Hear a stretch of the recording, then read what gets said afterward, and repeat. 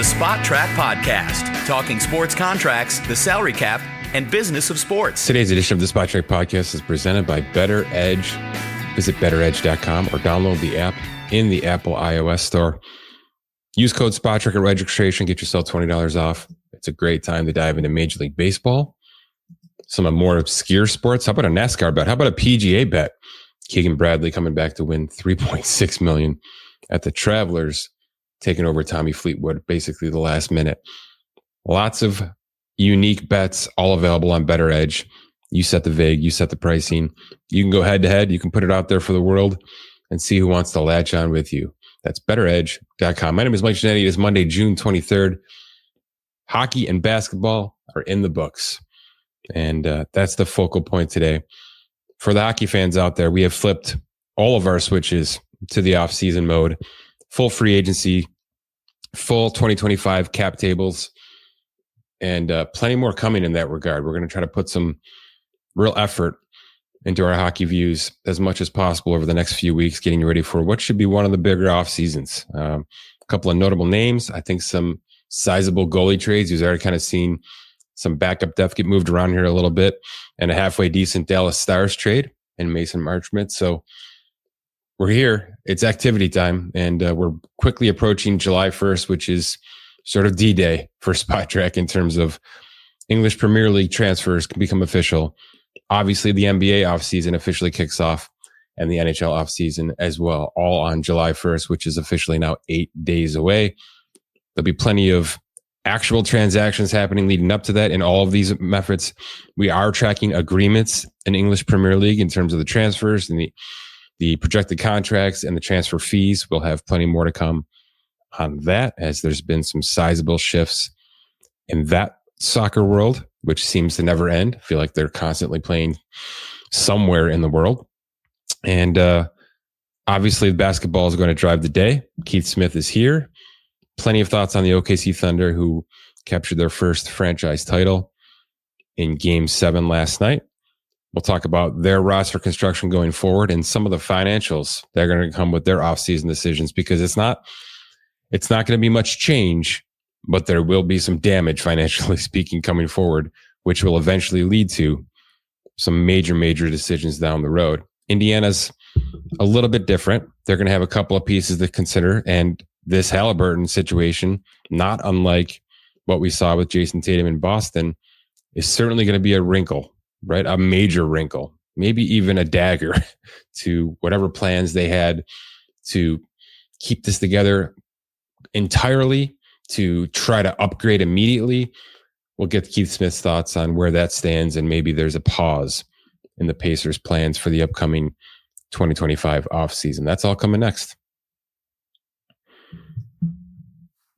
All right, Keith, you're the only man for the mission today. Game 7 is completed. It was weird. I don't know how to take away what we just went through in terms of the ups and downs and the ebbs and flows, but I think it's somewhat fitting, right, with how this Pacers season has gone, especially since about mid-February. And I guess just how consistent OKC has been really for the better part of 2 seasons now, but finally able to get to the finish line with their first franchise title. Just quick thoughts, and then we'll dive into some of the numbers going forward here, because July 1st feels like it's tomorrow right now. It might as well be. Yeah. The NBA calendar, as I said it the other day, it's brutal.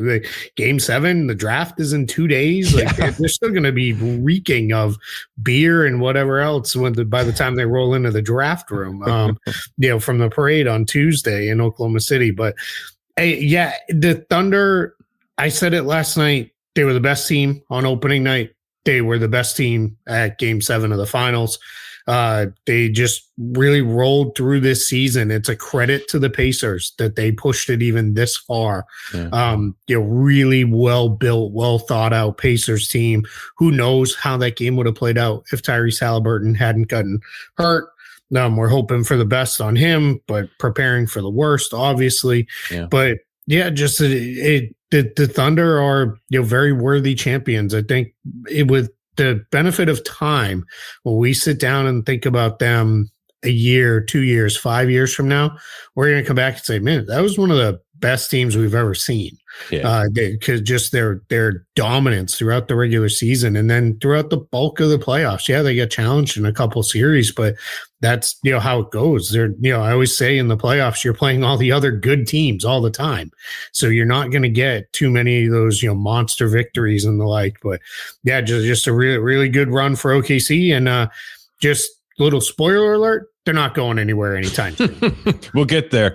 I want to ask this question first because I think it's one of the more interesting takeaways. And I think a lot of things went right. I think a lot of bounces went their way. Maybe a little magic included here. But are there teams around the league right now looking at what the Pacers have just done and thinking they can recreate that? Or do you believe this is one of those just anomalies where the effort and a conglomerate of talent just kind of came together at the right moment? I think with the Pacers, I think they feel far more replicable than the Thunder do. I think with the Thunder, there's this sense of, well, yeah, all you need to do is amass 400 draft picks and, hit on all of them. Yeah, bottom out for 4 years. Yeah, and trade for a future MVP when a star wants out of town. So that one doesn't necessarily feel like something teams will try to emulate. But with the Pacers, I think mostly homegrown. For the most part, but a couple smart trades in there for Halliburton and Siakam. And I think what teams are going to look at is someone will do the 3-star model again and 3 max guys and try to go that route. But I think like Orlando's trade for Desmond Bane feels like we're going to try to have our Pacers like run. We were mostly built through the draft, but then we made a smart trade and that lifted us the next way. And part of how we get lifted is we have 10, 12 guys who can play. And that's going to get us through the regular season, then through some injuries in the playoffs if they pop up, and we won't lose ground. Where I think in the past, when we've seen these teams that have been like 3 stars, if you lose one of them and you don't have any depth, that's kind of it. You're going to struggle the rest of the way.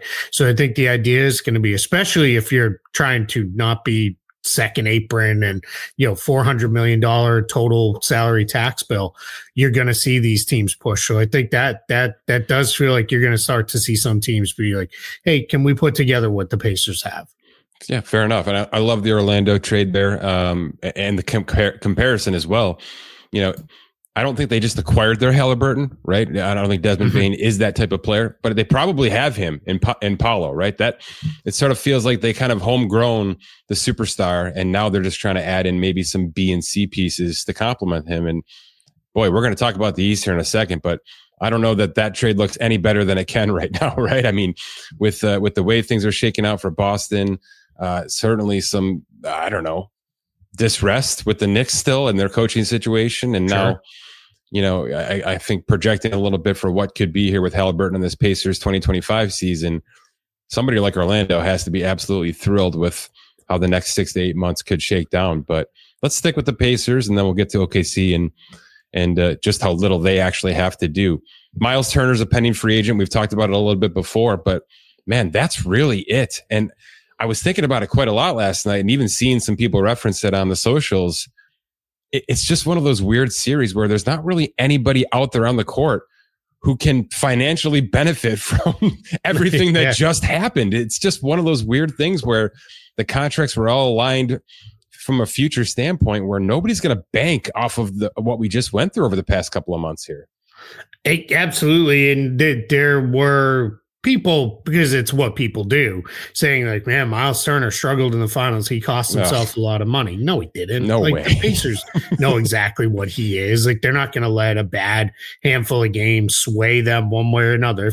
And I don't know what they've set their line at, but if they set their line at $35 million a year average annual value, it's still that this morning. Like, they're not going to be moved by some rough playoff games. And the same thing on the OKC side, which at Holmgren, where it's like, is he costing himself a max extension? If the Thunder are going to a max extension with him, they're going to a max extension with him.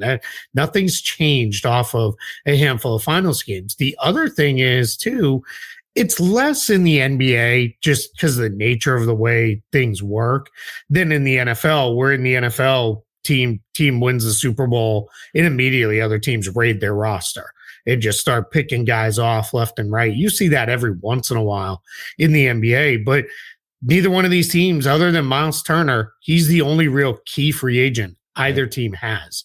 And everybody at this point expects he's just going back to Indiana. I talked to a team over the weekend that was like, yeah, he's on our board, but like we already have like he's like half crossed through because it doesn't even matter. He's not where we for one, teams don't have the kind of cap space to even make it a game for making a run at him. And then the second is they just don't really feel like that there's any chance he leaves Indiana. So it is a weird setup with the two teams really kind of coming into, all right, they're just going to basically be the same teams that they more or less run back next year, minus obviously Halliburton's going to miss likely the season.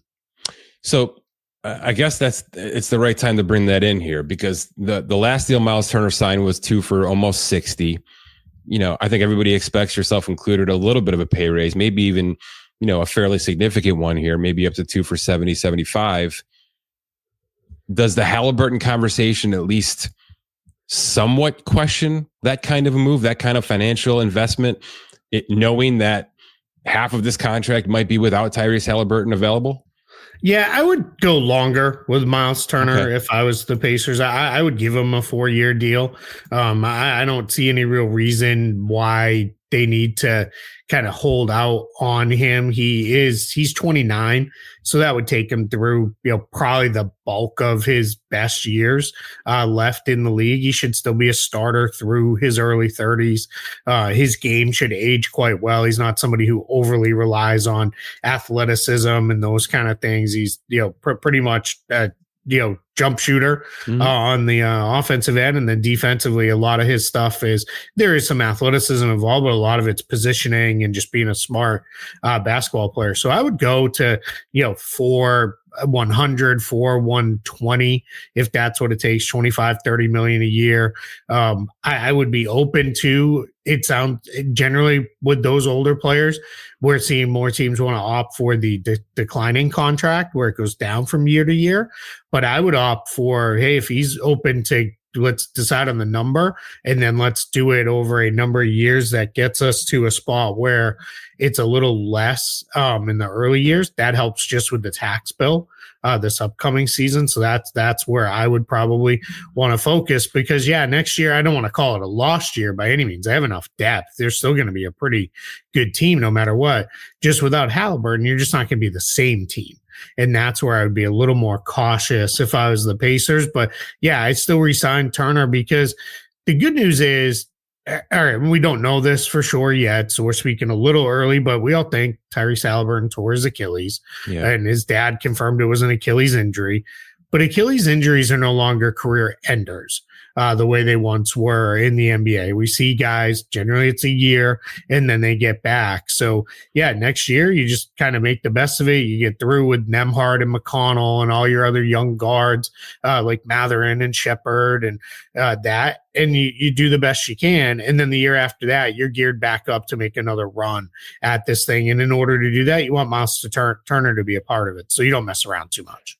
And to sort of align it even more, right? The Halliburton contract, 4 years remaining. He's 25 years old. So let's say even if it's an 18-month recovery because they're going to slow play him back to start the 2026 season, which probably makes some sense now having some of these in our rearview mirror and seeing how it's gone. There's still significant time for them to reset. See exactly if they have 100% version of Halliburton left, and then there'll be 2 full seasons left on this contract, and maybe also on that 4-year Miles Turner contract, right? To sort of make a significant run in Halliburton's age 27, age 28 years, which for all intents, is sort of the NBA prime from what we've seen over the course of the past decade or so. So, they struck a little early here with Halliburton and the rest of this roster. It's a pretty simple offseason from what you've just laid out here. I guess the only other question, kind of looking at some of these thresholds, Keith, is, there's a world where the Miles Turner conversation does get them into or near that second apron here for 2025. I assume that's got to be a no-no for Indiana, correct? Yeah, they'll go. It's funny. I laughed a little bit when how much was made about they're going to go into the tax to pay Miles Turner. Like, yeah, they're going. Yeah, they're gonna. Yeah, like they're like into the tax, and Miles into the tax. No pun intended. Are a completely different thing. Yeah. I don't think they'll be up around the second apron, but they should have. Well, let me see here because I've got my numbers right in front of me because I'm working on their offseason preview. They're about 40 million under the second apron, right? And they only have 4 open roster spots. So even if you give Turner, that's why I'm saying I would be okay with structuring it with the standard raises, just because that keeps the number down a little lower this year. You should still be able to avoid the second apron, I think, unless things get really crazy with Miles Turner's contract. And at that point, if I'm the Pacers, if it starts being, hey, I want a max or I'm walking, well, where are you walking to? Brooklyn? That's not happening. And then it's funny. I always say with sign and trades, because people are like, well, did you sign and trade? Yeah. There's the trade portion that the team has to agree to in a sign and trade. Just like it's the same when they could sign and trade that guy away. Yeah. The sign portion matters, right? That has to be a two-way street there. And that's probably not going to be a thing. My guess is after a decade together, and they never traded him despite 9 million trade rumors, Miles Turner and the Pacers already have a pretty good idea where this contract's going to land. And under the NBA's new rules, later today, because it's 24 hours after the finals, and you can start negotiating with your own free agents.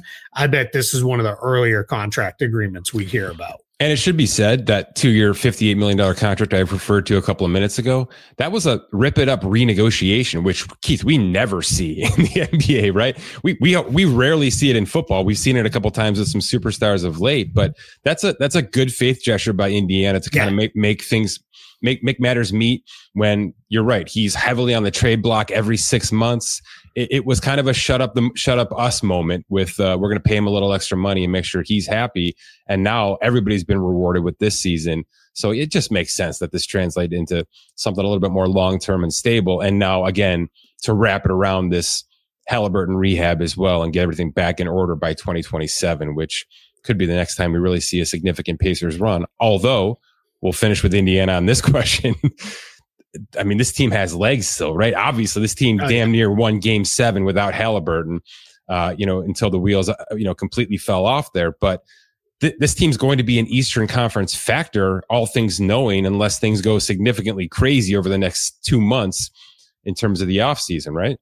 Yeah, absolutely. And one thing that where this is an injury that you're going into the year planning around, a guy like Andrew Nembhard comes into the year knowing I have the ball, right? I have a bigger role, as opposed to if a guy goes down game 25 of the regular season, you're now reworking everything on the fly. So I'm not saying it's today, but at some point within the next couple of weeks, Rick Carlisle and his staff will sit down and they're going to start working on, all right, next summer, next season, what does it look like? How are we going to build out the offense differently?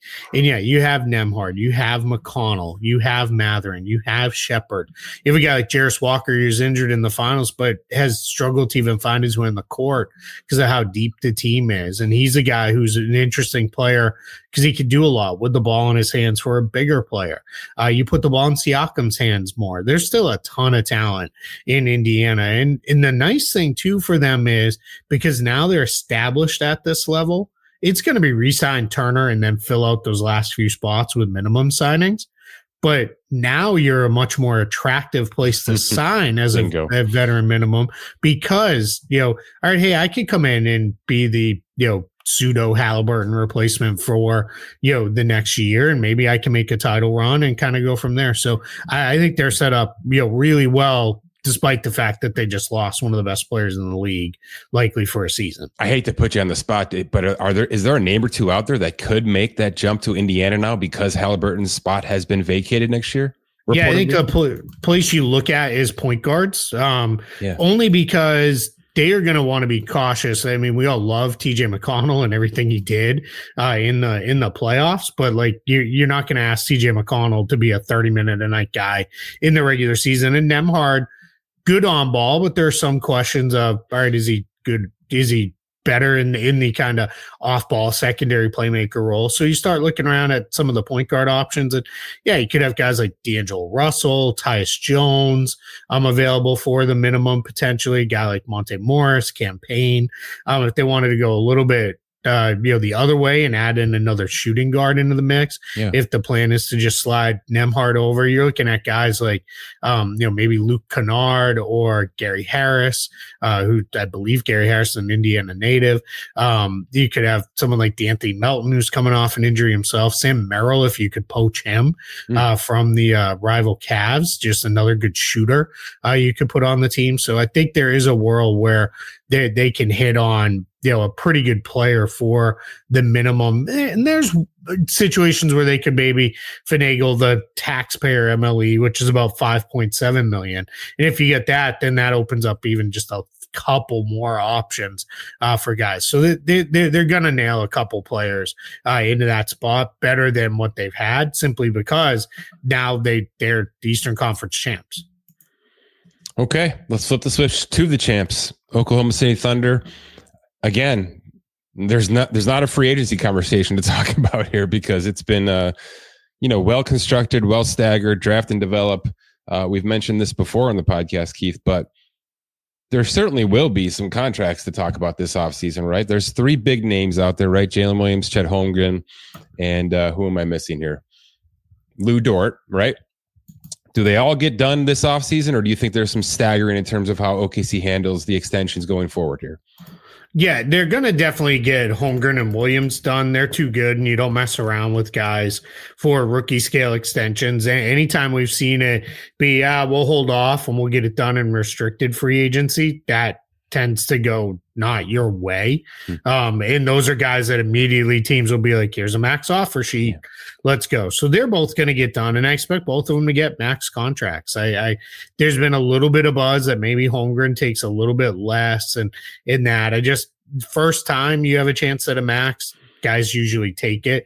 And the good news is they can, where the cap is going and the way the rest of their salary sheet looks, they're fine with that. Lou Dort, that would be another extension for him.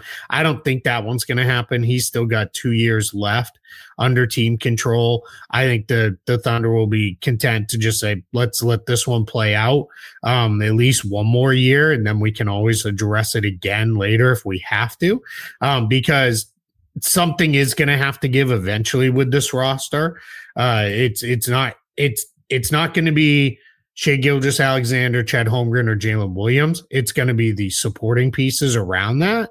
And the easiest way of put that is, as they have to cycle out some guys, whether it's because they're expensive or they just need to fill other needs, they'll be able to do that because they have that surplus of draft picks still sitting there. Whether that is, all right, we really like player X and we're going to combine 2-3 picks together to move up to draft them, or just we drafted the replacement straight away. Just we kept our picks and we drafted. So they're really set up quite well, even if, they're going to, not this coming season, because they're still fine, because Williams and Holmgren have one more year left on their rookie scale contracts.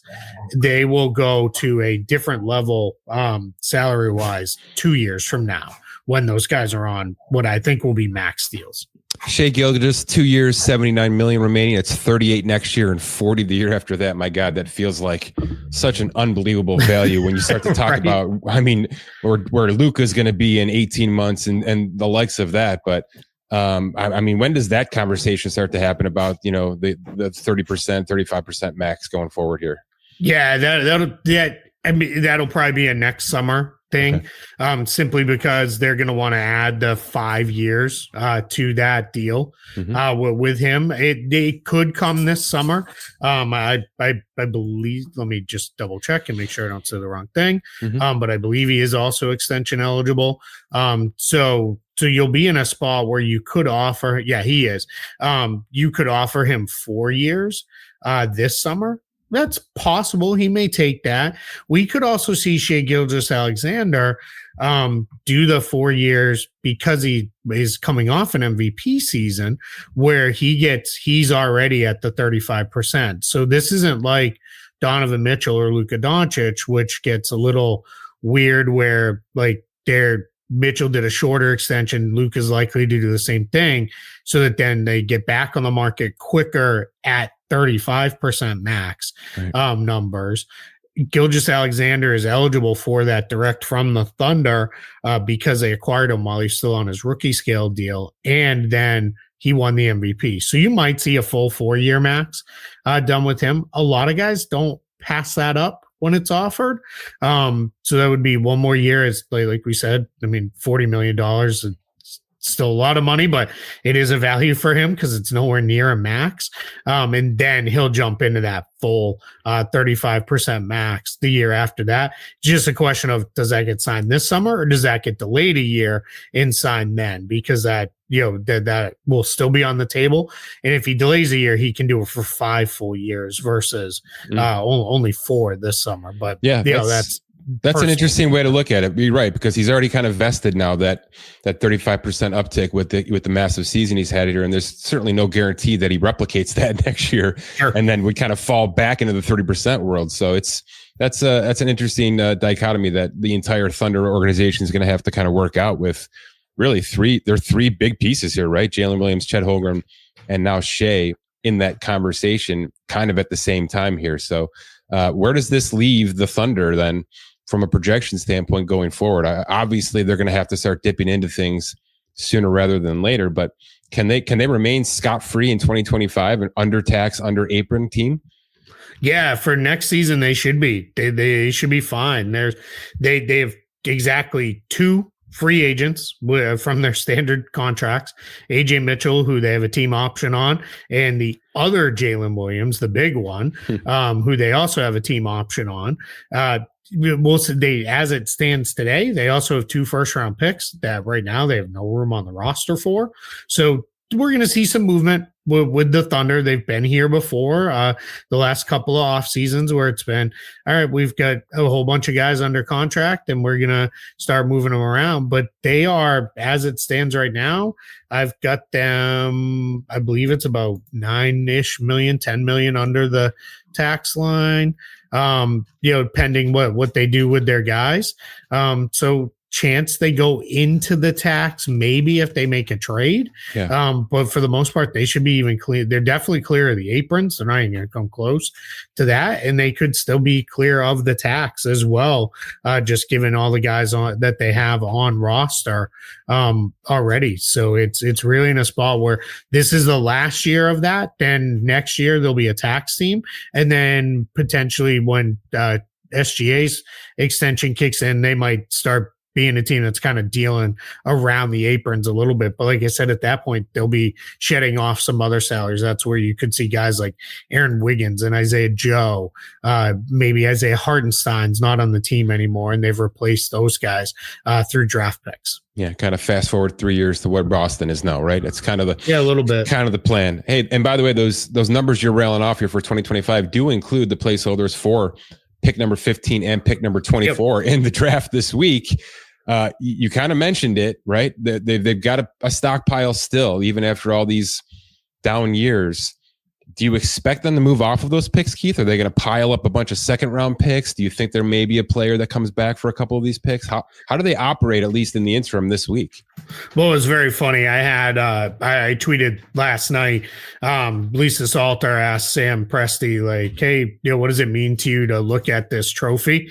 And I said his internal monologue was probably like, "Draft picks? How do I get more draft picks? Can I trade the trophy for more draft picks?" Like that's just where like he is. I expect what you're going to see here is there are teams that are all over the place with this draft. Like this draft is going to be weird.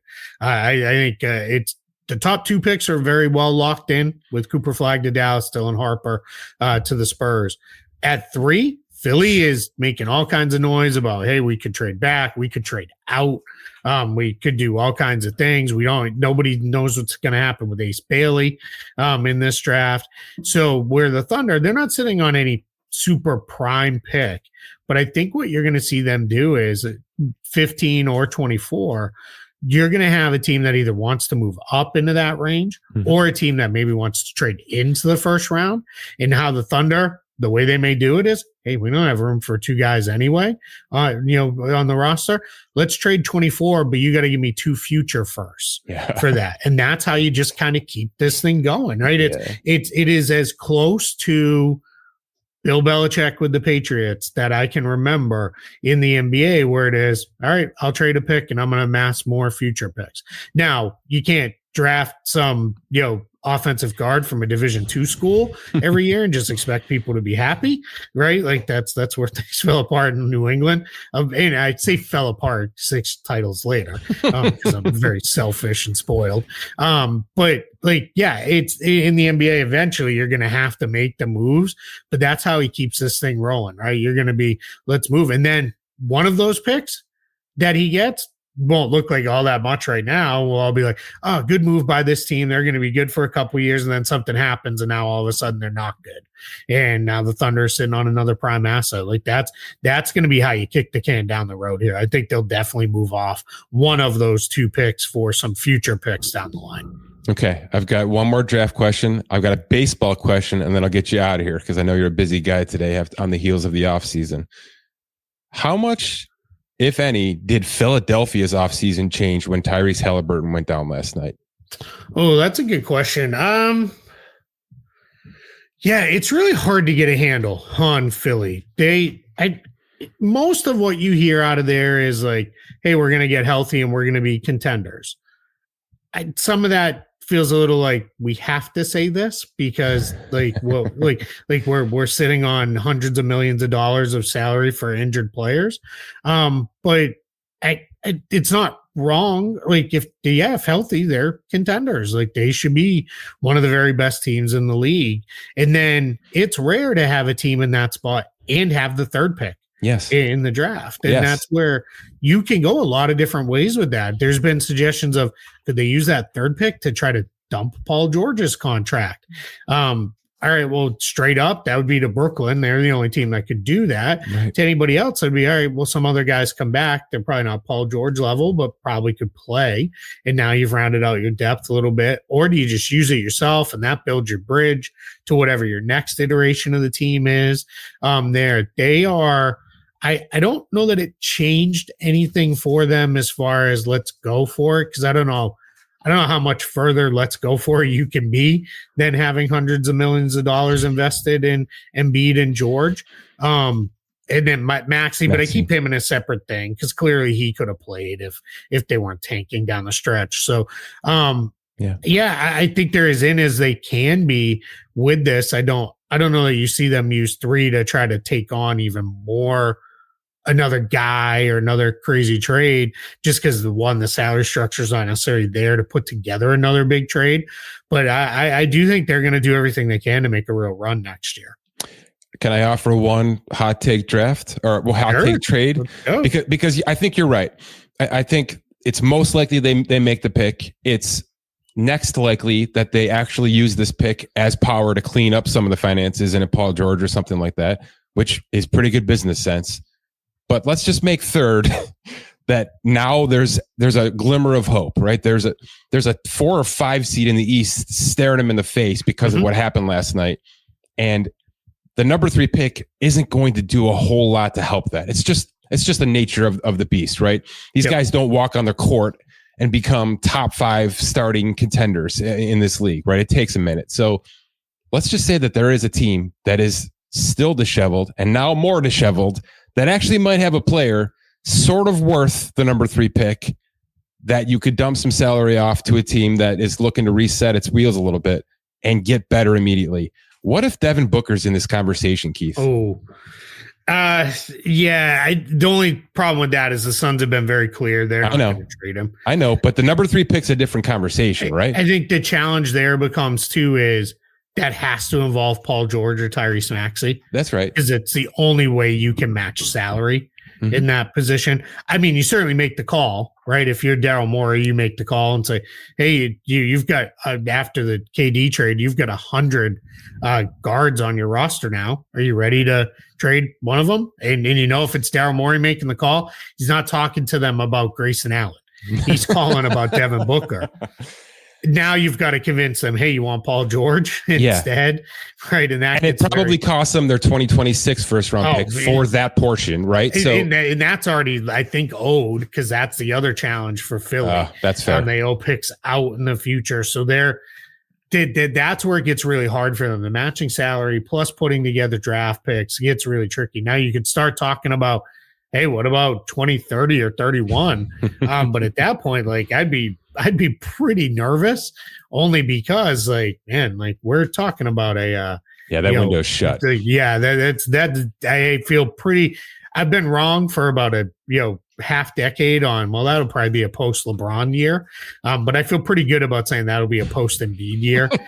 7 years down the line, just because I don't think we're going to see him play into his 40s.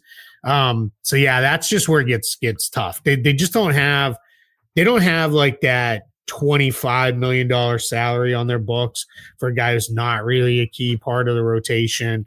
If they're going to make a big move, it's going to be through either something happens with Paul George that we're not expecting right now, or something happens with, hey, let's, load up 5-6 contracts together. Now the offseason is the time to do that, because teams sit on those 3 extra roster spots that you can't have in the regular season. But it's just a little hard to necessarily see where a major trade's going to come. But Daryl Morey's pulled rabbits out of his hat before, so it's certainly something to keep an eye on. Okay, fair enough. And I'm just going to give you the floor. You're kind of a Boston apologist. Tell me what went down with this Rafael Devers situation. I kind of know the guts of it, right, and the financials of it, but man, you've gone through Mookie, you've gone through Chris Sale, who might be back-to-back Cy Young winners here for Atlanta, and now Devers. What is the Boston Red Sox organization to you right now? But remember, despite being a Boston kid, I'm not a Red Sox fan. It's okay. I grew up a Yankees fan, so this warms my heart. I love that all this has happened to them. I think it's wonderful.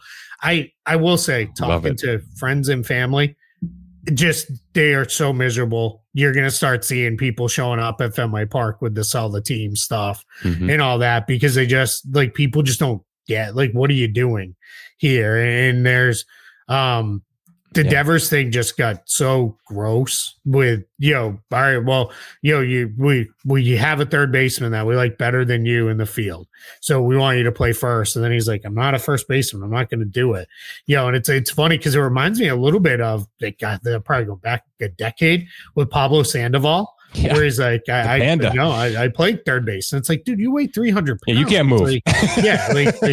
You have to be stationed on the bag. So it's like, that part is, so ugly. And yeah, it's funny now thinking about in terms of popularity of teams in New England. My whole life growing up, it was even when the Celtics were great when I was a kid, they challenged them a little bit. The Bruins challenged them a little bit, but it's always been the Red Sox. They are the team. Then when I, hit college age and the Pats started getting really good, the Pats became all right, now it's the Pats. Now it feels like the Red Sox it would swing back immediately if they got good again. But right now it feels like they're the fourth most popular team, because people they hate the ownership group so much in the front office there because of, and I know it's different front office folks, but because of the string of moves they've made, which really they feel like, hey, you took a title team and tore it apart way before it ever needed to happen. And that's the challenge. And then of course, right, you see Mookie Betts goes to the Dodgers win everything.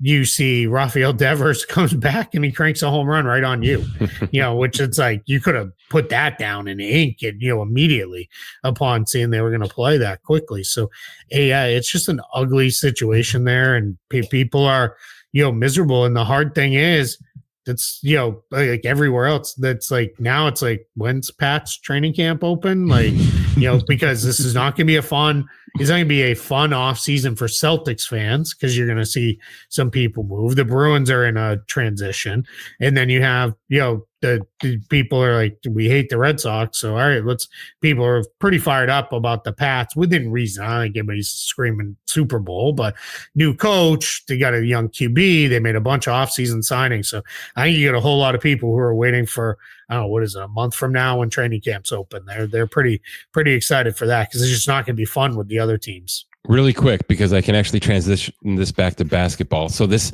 Fenway Sports Group that owns the Red Sox, right? They own car racing. They own a massive soccer team, obviously, Liverpool, and a plethora of other items in their portfolio.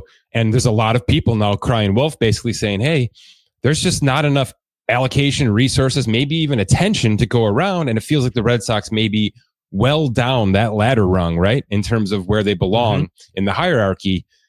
That kind of just happened now with the Lakers, right? This Mark Walter situation. I mean, obviously he's shown that the Dodgers are a force and a financial force, and he has made all good happen with that organization. But he owns Chelsea, a team that's going to need hundreds of millions of dollars to keep up with the top four in the English Premier League. He owns plenty of other entities, and it kind of feels like that's where all of sports is going because these franchises are worth so much money. It's impossible to have one or two singular owners that are making these decisions just for this team alone, right? It's kind of why the Mets are so refreshing right now. There's one guy sort of standing there making all these financial moves, and he really doesn't have too many other mouths to feed, but that's becoming less and less the case. Is there cause for concern with this? Do you think this is a real conversation, or is it just kind of cyclical and we kind of got to bite our tongue and deal with it?